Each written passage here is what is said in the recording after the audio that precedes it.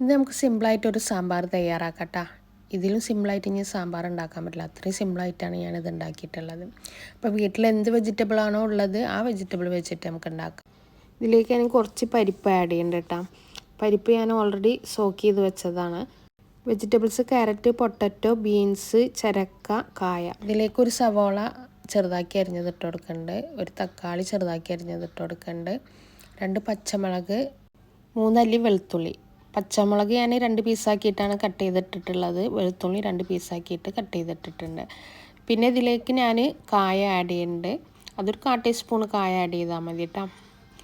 പിന്നെ നമുക്ക് ഇതിലേക്ക് ഇനി മസാലകൾ ആഡ് ചെയ്യാം.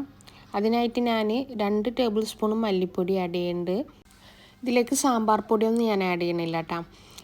ഇതിലേക്ക് 3/4 ടീസ്പൂൺ മഞ്ഞൾപ്പൊടി ആഡ് ചെയ്യുന്നുണ്ട്, 1/2 ടേബിൾ സ്പൂണ് എരിവുള്ള മുളകും പൊടിയാണ് ആഡ് ചെയ്യണം കേട്ടോ. 1 ടീസ്പൂണ് കാശ്മീരി ചില്ലി പൗഡറും കൂടി ആഡ് ചെയ്യുന്നുണ്ട്. ഇനി നമുക്ക് ഈ വെജിറ്റബിൾസൊക്കെ വേവിക്കാനുള്ള വെള്ളം ഒഴിച്ചിട്ട് കുക്കർ മൂടി വെച്ചിട്ട് ലോ ഫ്ലെയിമിൽ നമുക്ക് ഒരു വിസിലടിപ്പിക്കാം കേട്ടോ. വേപ്പിൻ്റെ ഇല കഴിഞ്ഞിട്ടാ, അപ്പോൾ ഞാൻ എന്ത് ചെയ്ത് ഞങ്ങളെ വേപ്പിൻ്റെ തൈമെന്ന് തന്നെ പറിച്ചെടുത്തിട്ടാ.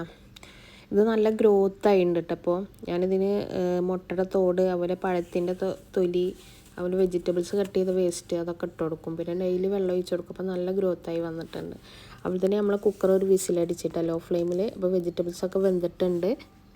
അപ്പോഴാണ് ഓർമ്മ വന്നത് വെജിറ്റബിൾ വേവിക്കാൻ വെക്കുമ്പോൾ ഉപ്പിടാൻ മറന്നിട്ടാണ്. അപ്പോൾ ഞാൻ വെന്തതിന് ശേഷമാണ് ഉപ്പിട്ട് കൊടുക്കുന്നത്. ഇനി നമുക്ക് സാമ്പാറിലേക്കുള്ള പുളി ആഡ് ചെയ്യാം കേട്ടോ. ഇത് തന്നെ ഒരു നെല്ലിക്ക വലുപ്പത്തിലുള്ള പുളി ഓൾറെഡി സോക്ക് ചെയ്ത് വെച്ചതായിരുന്നു, അത് പിഴിഞ്ഞെടുത്തിട്ട് നന്നായിട്ട് അരിച്ചിട്ട് ഒഴിച്ച് കൊടുക്കണ്ട കേട്ടോ. ഇനി നമുക്ക് ഈ പുളി ഒഴിച്ചതിന് ശേഷം ഈ സാമ്പാർ ഒന്ന് തിളപ്പിച്ചെടുക്കാം കേട്ടോ. ഞാൻ റെസിപ്പി വീഡിയോസൊക്കെ നിങ്ങൾക്ക് ഇഷ്ടമാണെങ്കിൽ ലൈക്ക് ചെയ്യാനും ഷെയർ ചെയ്യാനും കമൻറ്റ് ചെയ്യാനും മറക്കരുത്. സബ്സ്ക്രൈബ് ചെയ്യാതാണ് വീഡിയോസ് കാണുന്നെങ്കിൽ സബ്സ്ക്രൈബ് ചെയ്ത് സപ്പോർട്ട് ചെയ്യണം കേട്ടോ. അപ്പോൾ നമ്മൾ സാമ്പാറൊക്കെ നന്നായി തിളച്ച് വറ്റി വന്നിട്ടുണ്ട് കേട്ടോ. ഇനി നമുക്ക് സാമ്പാർ തൂമിക്കാം കേട്ടോ. അതിനായിട്ട് ഒരു പാൻ വെച്ച് അതിലേക്ക് വെളിച്ചെണ്ണ ഒഴിച്ച് കൊടുത്ത് വെളിച്ചെണ്ണ ചൂടായതിന് ശേഷം കടുക് പൊട്ടിക്കുക. പിന്നെ ഇതിലേക്ക് ഞാൻ പെരിഞ്ജീരകമാണ് ഇടുന്നത് കേട്ടോ, അതും കൂടി മൂപ്പിച്ചെടുക്കുക. ഇനി ഇതിലേക്ക് ഒരു ചെറിയ പീസ് സവോള ചെറുതാക്കി അരിഞ്ഞത്, 3 വെളുത്തുള്ളി ചെറുതാക്കി അരിഞ്ഞത് ഇട്ട് കൊടുക്കേണ്ട കേട്ടോ. ചുവന്നുള്ളി ഉണ്ടെങ്കിൽ ചുവന്നുള്ളി ഇട്ട് കൊടുത്തോട്ടെ. എൻ്റെ കയ്യിലില്ല, അതുകൊണ്ട് ഞാൻ സവോള ചെറുതാക്കി അരിഞ്ഞിട്ട് കൊടുക്കുന്നുണ്ട്. പിന്നെ ഇതിലേക്ക് ഒരു ഉണക്കമുളക്, 2 തണ്ട് വേപ്പിൻ്റെ ഇല ഇട്ട് കൊടുക്കുന്നുണ്ട് കേട്ടോ. ഉള്ളി വെളുത്തുള്ളിയൊക്കെ നന്നായിട്ട് മൂപ്പിച്ചെടുക്കണം കേട്ടോ. ഉള്ളിയൊക്കെ നന്നായിട്ട് മൂത്ത് വന്നിട്ടുണ്ട്. ഇനി ഗ്യാസ് ഓഫ് ചെയ്തതിന് ശേഷം ഇതിലേക്ക് കായപ്പൊടി ആഡ് ചെയ്യാം കേട്ടോ. സാമ്പാർ പൊടി ഉണ്ടെങ്കിൽ ഈ സമയത്ത് സാമ്പാർ പൊടിയും കൂടി ആഡ് ചെയ്യണമെങ്കിൽ നല്ലൊരു സ്മെല്ലാട്ടോ സാമ്പാറിന്.